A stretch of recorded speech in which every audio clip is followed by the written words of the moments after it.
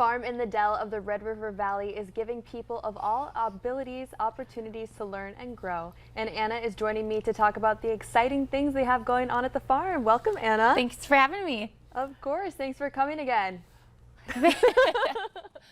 We always love having you in studio. So first, give us an overview of what Farm in the Dell is.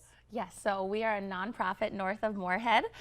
We employ individuals with developmental disabilities in a community farm setting. So during the growing season between May and October, we have about 30 individuals out there every single day, every morning, working the fields. So they really own a CSA operation from start to finish. So they do everything from planting through distribution, and it's a really special place for them to just learn and grow and work alongside each other. They work along volunteers. They really build friendships and community out there. So it's a really special place to be. Absolutely. Well, that is so exciting. So you mentioned the CSA program. Do you want to go into detail about that? Yes. So CSA stands for Community Supported Agriculture.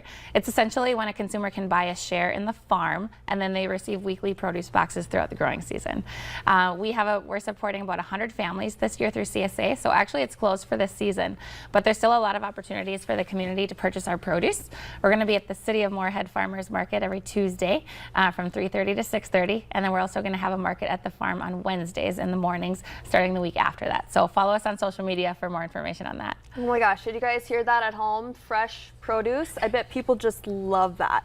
Yes, people when they come out to the farm for the first time, they're just blown away by the garden. They just love walking through and seeing the fresh tomatoes and the kale and all the different produce that we have. So it's fun. People come out all the time to just walk the gardens, and they bring their families out there. They have fun. Absolutely. Fresh, locally grown. What more could you ask for? That is so wonderful. So what are your farm to table events? We're very excited about our table to farm events. Our first one is kicking off next Thursday. So we have 3 events this summer: July 13th, August 10th, and September 7th. That's really going to be a platform for our garden engineers to really showcase what they've been working hard on throughout the season. So we're going to pull produce from the garden earlier in the week. We've hired Heart and Soul Cafe to cook it up for us, and then we're going to present it in beautiful multi-course meals for the community that evening. So there's about 100 people going to each event, and we're very excited for our garden engineers to just show off their hard work. Yum! Oh my gosh, that sounds delicious. I love that. So what has been the community's response to this event?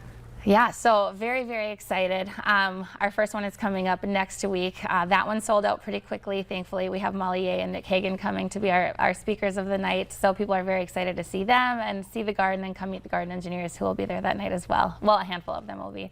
And then we have speakers at the other 2 events as well, and people have been very excited. They want to come, and you know, we had some discussion, is this called farm to table or table to farm? And we said no, we're actually bringing, this is very unique, we're bringing the table to the farm.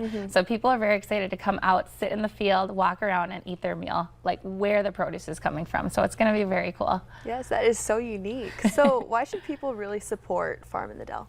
The mission is just so incredible. Working with the garden engineers out there has been so special. These individuals, you know, they were all dealt a different hand in life.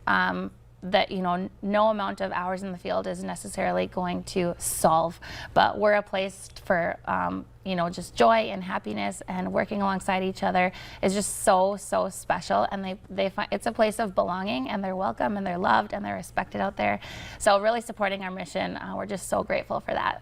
Absolutely. Well, oh my gosh, you guys, am I tearing up right now? That was so sweet. So you're executive director. What's really your favorite part of your role in getting to work with these people?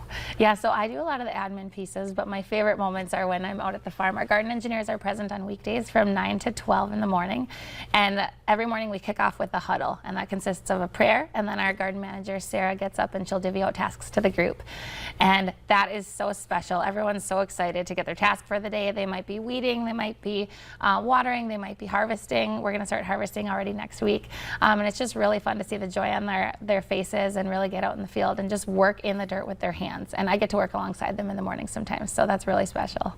That is so special. Thank you so much for sharing that with us, Anna.